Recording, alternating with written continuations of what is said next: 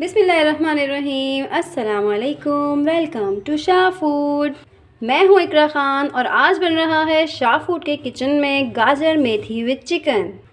سردیوں میں خاص بننے والا یہ گاجر میتھی چکن کا سالن ہے جو میں آج آپ کو بنانا سکھانے والی ہوں۔ سمپل وے میں بننے والا ہے، ویڈیو کو اسکپ نہیں کیجیے گا، اینڈ تک دیکھیے گا کیسے بنے گا۔ تو چلیے آئیے اسٹارٹ کرتے ہیں۔ بسم اللہ الرحمن الرحیم، شروع کرتے ہیں۔ سب سے پہلے ہم کھانا پکانا اپنا بسم اللہ سے، اور میں نے لیا ہے 1 کپ آئل۔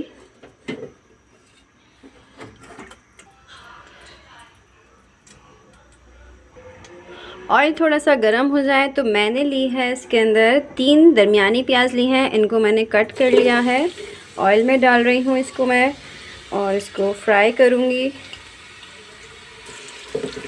اس پیاز کو میں نے فرائی کر لینا ہے، نہ زیادہ گولڈن کروں گی اور نہ ہی بالکل اس کو کچا رکھیں گے، بس یہ تھوڑی سی پنک ہو جائے، سافٹ ہو جائے پیاز، ہمیں اس کو اتنا پکانا ہے ہائی فلیم پہ۔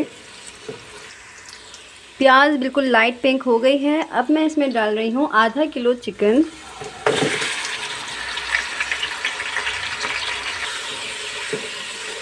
دو منٹ کے لیے میں چکن کو فرائی کروں گی ہائی فلیم پہ۔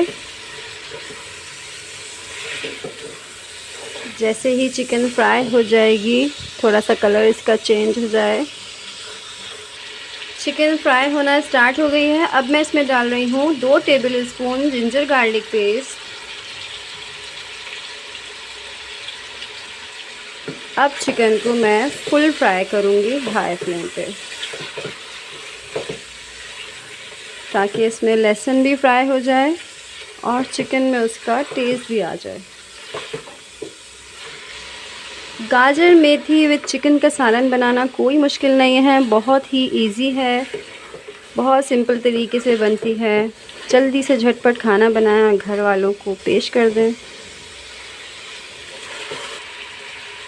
تقریباً فرائی ہونے والا ہے، تو اب باری ہے اس میں اسپائسز ڈالنے کی۔ میں ڈال رہی ہوں اس میں 1 ٹیبل اسپون کٹی لال مرچ، 1 ٹی اسپون ہلدی، 1 ٹی اسپون سالٹ، اور اب میں دوبارہ سے تمام اسپائسز کے ساتھ چکن کو فرائی کروں گی تاکہ مسالوں کا بھی کچا پن نکل جائے اور یہ بھنائی میں آ جائیں۔ بہت سمپل مسالے ہیں اس کے، کٹی مرچ، ہلدی اور نمک۔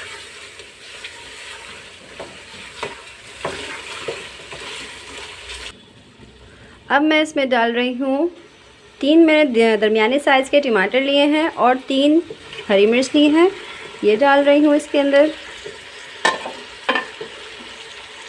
اور ٹماٹر اور ہری مرچ ڈال کے ہائی فلیم پہ جلدی بھونوں گی۔ چکن میں بالکل گلا نہیں رہی ابھی، کیونکہ میں اگر ابھی اس کو گلا دوں گی تو آگے جب میں سبزی وغیرہ ڈالوں گی تو چکن بالکل گھل جائے گی، اس لیے میں ابھی اس کو بالکل گلا نہیں رہی ہوں اور صرف مسالے اس کے اندر بھنائی کر رہی ہوں۔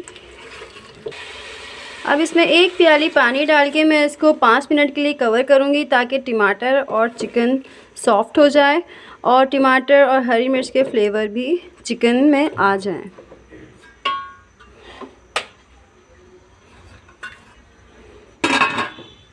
ہائی فلیم پہ پکتے ہوئے 5 منٹ ہو گئے ہیں اور ٹماٹر بالکل اس کے سافٹ ہو گئے ہیں۔ اس کو میں بالکل مکس کر لوں گی تاکہ ٹماٹر نظر نہ آئے، اور اب میں اس میں ڈال رہی ہوں کٹی ہوئی گاجر۔ گاجر کو میں نے بالکل باریک کٹ کر لیا ہے، سلائسز کٹ کر لیے ہیں میں نے گاجر کے، اور اب میں گاجر اس میں ڈالوں گی۔ گاجر کے ساتھ ہی میں 2 چیزیں اس میں سیکرٹ ایڈ کروں گی، وہ ہے وائٹ ونیگر 2 ٹیبل اسپون اور ½ ٹی اسپون چائنیز سالٹ ہے۔ ونیگر اور چائنیز سالٹ ڈالنے سے کیرٹ کی جو سویٹنس ہے وہ بیلنس اینڈ مینٹین ہو جائے گی، جس سے ہمارے سالن کا جو ہے ذائقہ بالکل مینٹین رہے گا، میٹھا سالن نہیں بنے گا۔ اسی لیے میں نے پیاز بھی بہت کم اس میں یوز کری ہے تاکہ سالن میں مٹھاس نہ آئے۔ گاجر کو اچھی طریقے سے مکس کرنے کے بعد اب اس میں جائے گا میتھی۔ ½ کلو میتھی میں نے لی ہے اور گاجر بھی ½ کلو ہی ہے۔ اور اب تمام چیزوں کو مکس کروں گی۔ پانی اس میں آلریڈی تھا جو میں نے پہلے ٹماٹر کے ساتھ ڈالا تھا، اور مزید پانی جو ہے سبزی اس میں ابھی ریلیز کرے گی، تو یہ جو ہے گاجر اور چکن اسی میں ابھی گل جائے گی۔ نیڈ ہوئی تو میں صرف اور صرف ہاف کپ پانی اس میں ڈالوں گی، ویسے تو مجھے اس میں نیڈ نہیں لگ رہی ہے کیونکہ ابھی اس میں پانی ریلیز ہونا شروع ہو گیا ہے۔